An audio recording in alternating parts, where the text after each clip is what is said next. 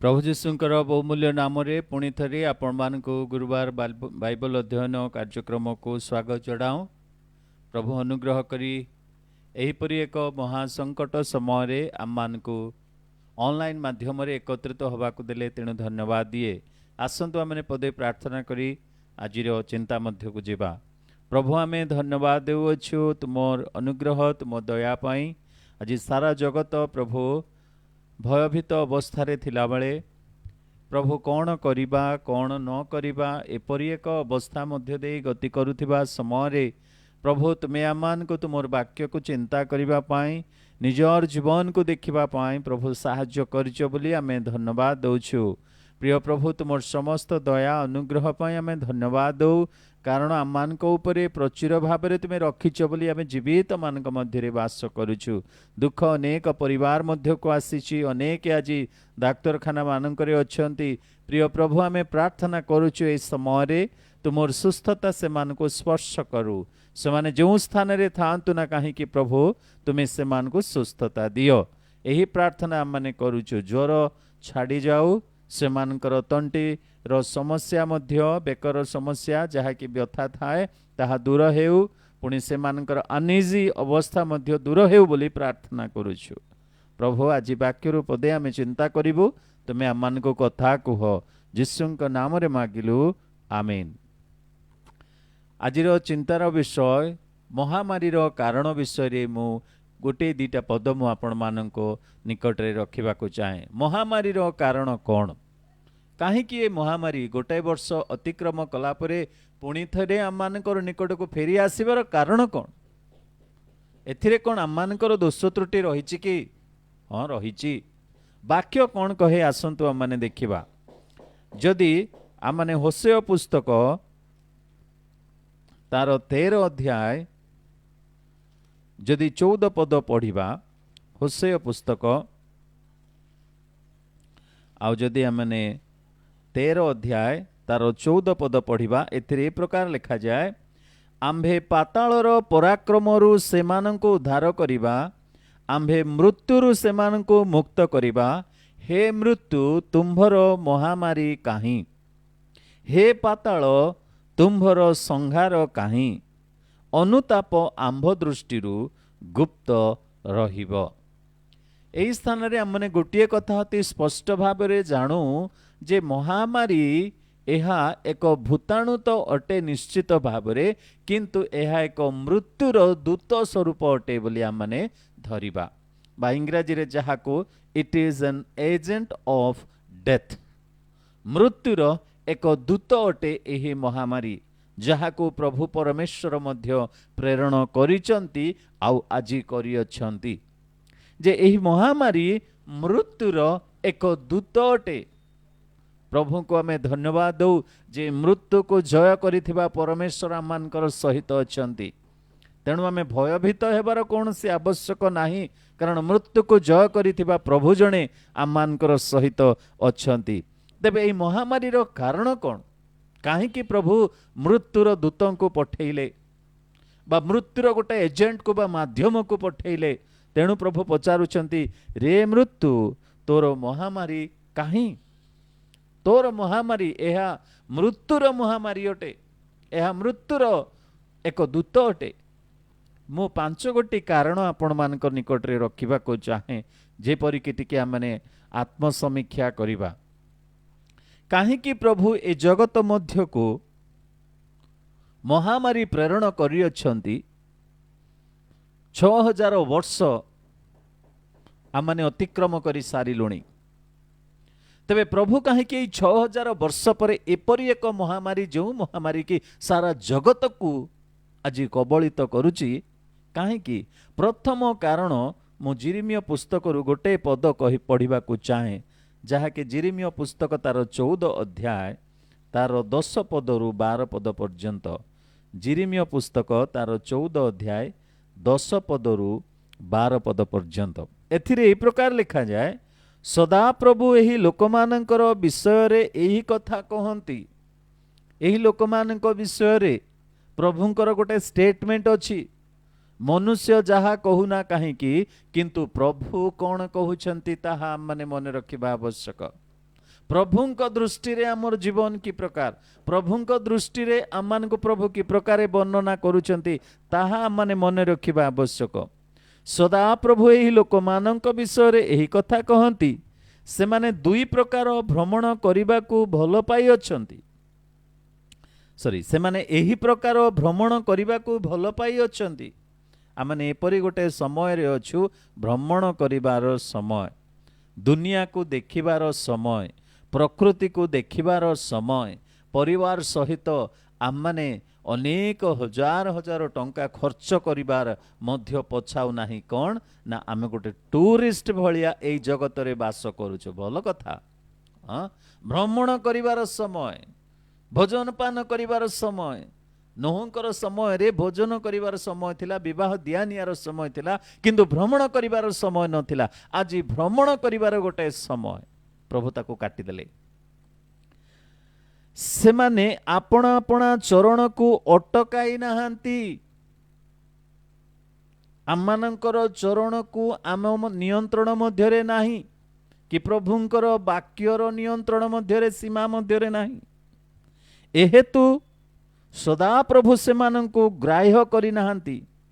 से बे सेमानंकर अधर्म स्मरण करिबे ओ सेमानंकर समस्त पापर प्रतिफल देबे।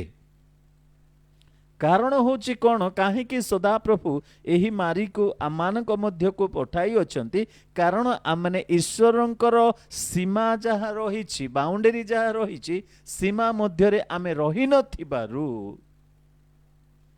परमेश्वरंक दृष्टि रे आममानकर जीवन संतोषजनक देखा गला नाही। प्रभु आममानक विषय रे कौन कथा कहू अछंती। तेणु करी 11 पदर लेखा अछि, आउरी सदा प्रभु मते कहिले, तुमे ही लोकमानक पक्षरे मंगल प्रार्थना कर नाही। प्रभु कहउचंती जिरिमिया भविष्यत वक्ता को, एमानक पई काहेकि मंगल प्रार्थना करूच। आज असुविधा हो गले पालक बाबू प्रार्थना करो, आज असुविधा हो गले आज्ञा प्रार्थना करो, आज असुविधा हो गले भौणी प्रार्थना करो, दीदी प्रार्थना करो। प्रभु कहउचंती से मानक पई काहेकि मंगल प्रार्थना करूछ, से माने परा सीमारे नाहांती। 12 पदरे देखंतु, से माने उपवास कले आंबे से मानकर कातरोक्ति सुनिबा नाही, पुणी से माने होम नैवेद्य उत्सर्ग कले आमे से मानको ग्रहण करिबा नाही, मात्र आमे खड्ग ओ दुर्भिक्ष ओ महामारी द्वारा से मानको संहार करिबा। प्रथम कारण प्रभु एही जगत को महामारी को प्रेरण करि अछंती, कारण आम्भे माने सीमा मध्यरे नाहु। आज मध्य चेतावनी दउछंती प्रभु, सीमा मध्यरे रुह, सीमा मध्यरे रहिबार आवश्यक रहिछि। स्वामी हो कि स्त्री हो, पुओ हो कि झील हो, बाप हो कि माँ हो, आममानंको पालक हो कि प्रचारक हो, प्रिय बंधु माने आममानंकर गोटे सीमा निरूपण करिसेंती प्रभु। से सीमा रे आममानंको रहिबार आवश्यक रही अछि। जदि आमे सीमा लंघन करिबा, प्रभु एपरि महामारी पठेइबे, आमे कुआडे बुली ही पारिबा नाही। भ्रमण करिबा सब बंद, टूरिस्ट करिबार सब बंद, टूर करिबार सब बंद। प्रथम कारण। द्वितीय कारण मु आपण मानकर सम्मुखरे रखिबा को चाहे मोर प्रिय बंधु माने, एही महामारी रो द्वितीय कारण हैला द्वितीय विवरण तार 28 अध्याय तार 21 पद टिके पढ़िबा। द्वितीय विवरण तार 28 अध्याय पुणी तार 21 पद। एथरे ए प्रकार लिखा जाए, तुम्भे जेउ देश अधिकार करने को जाऊअछ, सेठारु तुम्भे माने उच्छिन्न हेबा पर्यंत सदा प्रभु तुमठारे महामारी लगाई रखिबे। काहेकि ए द्वितीय विवरण 28 अध्याय रे आज्ञा बहतारे आशीर्वाद, अनाज्ञा बहतारे अभिशाप बोली कहा जाए। If you obey there is a blessing, if you don't obey there is a curse. महामारी मध्य अनाज्ञा बहतार एक अभिशाप अटे।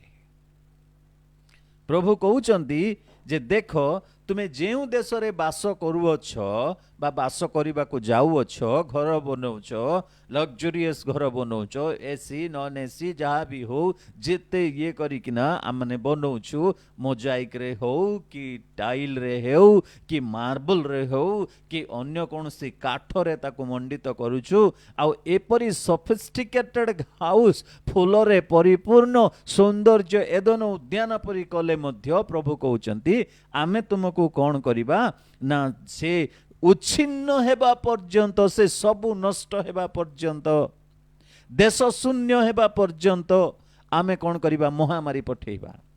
ए महामारी रो द्वितीय कारण हैला आम्माने अनाज्ञा बहुतार जीवन काटिछु, सीमा अतिक्रम करिछु। केवल सेतिकी नुह, अनाज्ञा बहुतार जीवन काटिछु, ईश्वरंकर आज्ञा को पालन करिनाहु। आज मोर प्रिय बंधु माने ख्रीष्ट विश्वासी विश्वासिनी मानक एतिकी मु कहबाकू चाहे, गिरजा जाओ कहले रविवार दिन छुट्टी दिन, बड़ दिन, पुनरुत्थान दिन, गुड फ्राइडे दिन आउ नुआ दिन, एई चारि गोटी गिरजा केवल आमे जिबु, आउ अन्य गिरजा गुड़ाक नाही। आम इच्छा रे आमे चालिबु। एमिति करो नाही बोली प्रचार कला बेले हसुथिबे केते जण, सेमानकर हृदय को ताहा भेद करे नाही। एपरि शक्तियुक्त आमे हे जाइछु, पत्थर परि हे जाइथिबारु ईश्वरंकर वाक्य आम हृदय मध्य रे पड़िला संगे संगे ताहा कोन करूची, छिटिकी पड़ुची। ग्रहण करिया पई सब द्वार बंद। तृतीय कारण मु आपण मानको कहबाकू चाहे, केवल अनाज्ञा बहुतार अभिशाप जे ता नुह। लेवी पुस्तक टिके पढ़िबा। लेवी पुस्तक जदि तार 26 अध्याय आउ तार 25 पद पढ़ंतु। लेवी पुस्तक तार 26 अध्याय तार 25 पद। एथिरे प्रकार लिखा जाए, पुणी आम्भे तुम मानक उपरकू खड्ग आनिबा, ताहा नियम लंघनर प्रतिफल हेबो। गोटे सीमा लंघन कलु, आज्ञा उल्लंघन कलु, वर्तमान नियम लंघन प्रतिफल देव। ओ तुम्हे माने नगर मध्य रे एकत्र हेले आम्भे तुम मानक मध्य को महामारी पठाइबा, तहिरे तुम्हे माने शत्रु हस्तरे समर्पित हेबो। नगर रे जदि एकत्र हेले, प्रिय बंधु माने नियम लंघनर प्रतिफल स्वरूपे महामारी आसीबारु आज आमे नगर रे हेउ, ईश्वरंक मंदिर रे हेउ, कि कौनसी समाज स्थान रे हो, आमने एकत्रित होई पारु नाहु। कारण प्रभु कहउछन्ति जदि एकत्रित हेबो तेबे आमे महामारी सेठिकी पठेइबा। प्रिय बंधु माने आदि पुस्तक 11 पर्व रे जेतेबेले कि ईश्वरंकर विरुद्ध रे लोक माने एकत्र हेले, प्रभु भाषा परिवर्तन करथिले। किंतु आजी जेतेबेले आमने एकत्र हेउ, एही पापिष्ठ मनुष्य माने आमे जेतेबेले एकत्र हेउछु, सेतेबेले कोन होउची ना आम मानकर मध्य रे ईश्वरंको प्रशंसा गौरव करिबा, तांकर कथा सुनिबा अपेक्षा आम माने कोन करूछु ना आम मानकर योजना को, आम मानकर चिंता को, आम मानकर समस्त विषय को प्राधान्यता देउछु। प्रभु पछाड़े आमे आगरे। प्रभु कहले तुमे नगर रे से दिन जेतेबेले समस्ते आओ सांगरे बसिबो कि उठिबो, आमे कोन करिबा महामारी पठेइबा, जहा फल रे कि तुमे माने शत्रु हस्तरे समर्पित हेबो। नियम लंघन आपण मने करूथिबे, मु कोन नियम लंघन कली? मु तो किछि नियम लंघन करि नै, मु सबु आज्ञा पालन करूची। हाँ, टिके चिंता करंतु कोन नियम लंघन करिसेंती, कोन नियम लंघन करिथिबारु प्रभु आज आम मानकु एपरि एक दंड रे दंडित करिसेंती। मोर प्रिय भाई भौणी माने, आमे नियम लंघन करिअछु। तृतीय कारण। चतुर्थ कारण, आमोस पुस्तक तार 4 अध्याय तार 10 पद। आमोस पुस्तक तार 4 अध्याय तार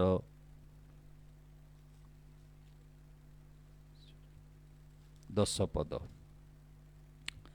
एथिरे प्रकार लिखा जाए,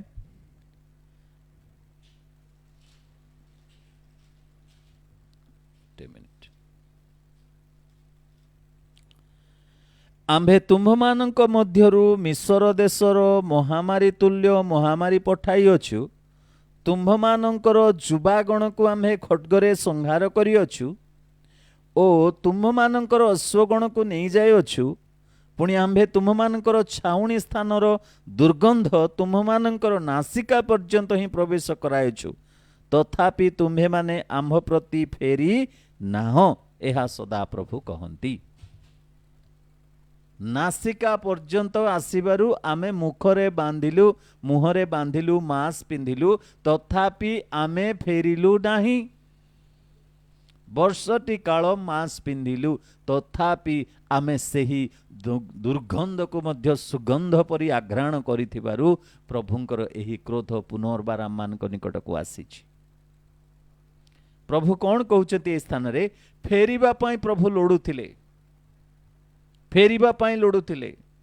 ଆପଣମାନେ ଜାଣନ୍ତି ରହସ୍ୟର କଥା ଯେ ପ୍ରଭୁ ଯେତେବେଳେ କି ଯାଉଛନ୍ତି ସେଇ ଡିମିରି ବୃକ୍ଷକୁ କିଛି ଫଳ ପାଇବା ଆଶାରେ, ଆଉ ଦେଖୁଛନ୍ତି 3 ବର୍ଷ ହେଲାଣି ଆଉ ଫଳ ଆସିଲା ନାହିଁ।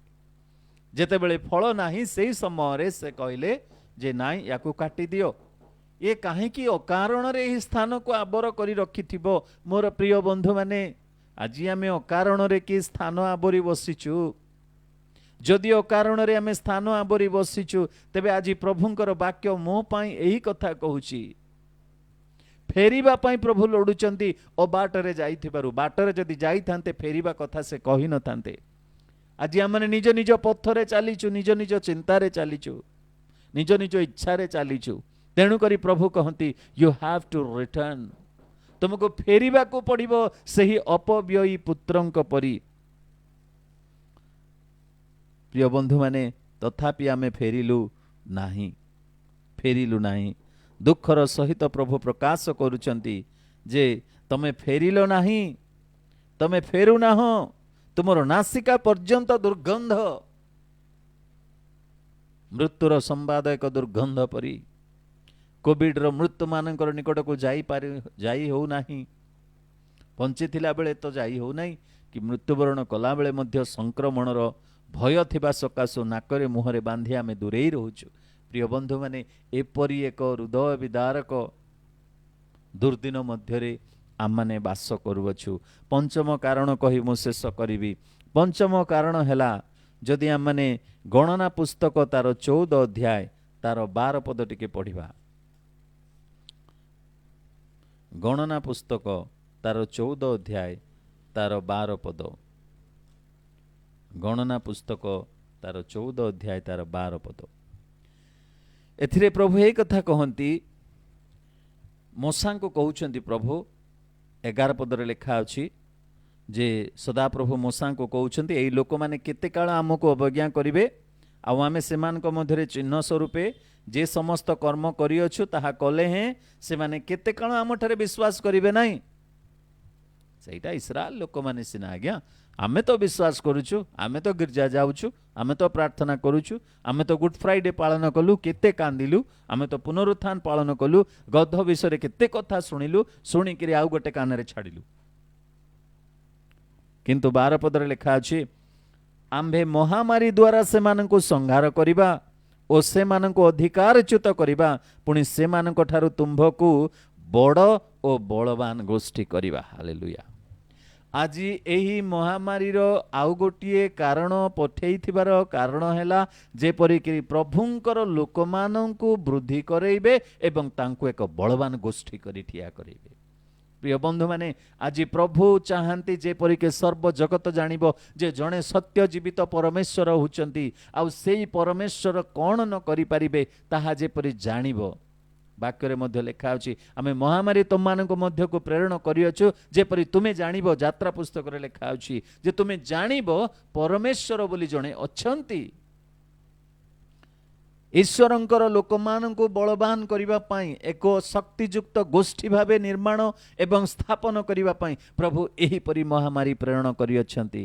ଆଜି ଆମମାନଙ୍କୁ ପ୍ରାର୍ଥନାରେ ଷ୍ଟ୍ରଙ୍ଗ ହେବାର ଆବଶ୍ୟକ ରହିଛି, ବିଶ୍ୱାସରେ ଷ୍ଟ୍ରଙ୍ଗ ହେବାର ଆବଶ୍ୟକ ରହିଛି, ଆମମାନଙ୍କୁ ଧୈର୍ଯ୍ୟରେ ଷ୍ଟ୍ରଙ୍ଗ ହେବାର ଆବଶ୍ୟକ ରହିଛି, ଆମମାନଙ୍କୁ ପ୍ରେମରେ ଷ୍ଟ୍ରଙ୍ଗ ହେବାର ଆବଶ୍ୟକ ରହିଛି, ଆମେ ଦାନ ଦେବାରେ ଆମମାନଙ୍କୁ ଷ୍ଟ୍ରଙ୍ଗ ହେବାର ଆବଶ୍ୟକ ରହିଛି, ପରସ୍ପରକୁ ପ୍ରେମ କରିବାରେ ଷ୍ଟ୍ରଙ୍ଗ ହେବାର ଆବଶ୍ୟକ ରହିଛି, ଅଧିକରୁ ଅଧିକ ଫଳ ଫଳିବାରେ ଆମମାନଙ୍କୁ ଷ୍ଟ୍ରଙ୍ଗ ହେବାର ଆବଶ୍ୟକ ରହିଛି, ତାଙ୍କର ଆଗମନ ପାଇଁ ଅପେକ୍ଷା କରିବାରେ ଆମମାନଙ୍କୁ ଷ୍ଟ୍ରଙ୍ଗ ହେବାର ଅଛି। ପ୍ରିୟ ବନ୍ଧୁମାନେ, ପ୍ରଭୁ ଚାହାନ୍ତି ଏହି ମାଧ୍ୟମରେ ଯେପରି ଆମ ପରିବାରର ପ୍ରାର୍ଥନାର ସମୟ ବଢ଼ିବ, ବ୍ୟକ୍ତିଗତ ପ୍ରାର୍ଥନାର ସମୟ ବଢ଼ିବ, ସମର୍ପଣର ସମୟ ବଢ଼ିବ, ସମର୍ପଣର ଜୀବନ ଆମମାନଙ୍କ ଠାରୁ ପ୍ରଭୁ ଯେପରି ଦେଖିବେ, ସେଥିପାଇଁ ପ୍ରଭୁ ଲୋଡୁଛନ୍ତି। ମୋର ପ୍ରିୟ ବନ୍ଧୁମାନେ,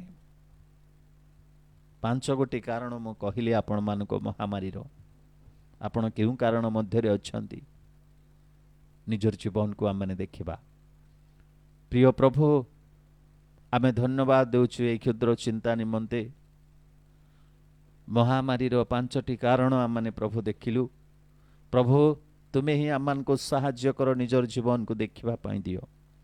जेपरि आमने अनुभव करिबु, आत्मसमीक्षा करिबु, निजर भूल त्रुटि को प्रभु तुम पाद तले दे आमने सुधारी जीवु, सेथिपाई तुमे साहाय्य कर बोली प्रार्थना करूछु। धन्यवाद धन्यवाद धन्यवाद धन्यवाद धन्यवाद प्रभु, तुमर धन्यवाद दउछु, तुमर प्रशंसा करूछु। एई समय तुमे कथा कुह प्रभु, एई समय तुमे कथा कुह, तुमर लोक मान को कथा कुह, मते कथा कुह, जेपरि मो जीवन रे परिवर्तन आसीबो। प्रभु मो तुम निकटवर्ती हेबी प्रभु, मो मोर कुपथरु फेरिबी, मोर सीमा लंघनरु मो प्रभु सीमा मध्य रे रहिबी। प्रभु मो जेपरि तुम ठारे फोकस करिबी, तुमको प्राधान्यता देवी, सेथिपाई मते दया करो, मोर दोष दुर्बलता क्षमा करो। जेपरि प्रभु मु एही संकटर उद्धार पाइबी, एही अभिशाप उद्धार पाइबी, एही दंडर उद्धार पाइबी, आउ तुमर गौरव निमंते बंचिबी। प्रभु आम को प्रत्येक को आशीर्वाद करो, यीशु को नाम रे मागुअछु, आमेन। एतेबेले पिता परमेश्वरंकर असीम प्रेम, त्राणकर्ता प्रभु यीशु ख्रीष्टंकर अनुग्रह एवं दया, पवित्र आत्मांकर चिरंतन शांति, सुमधुर सहभागिता, चेतना, प्रेरणा, सांत्वना आम समस्तंक प्रति संगे रही उपकार करंतु। आमेन आमेन।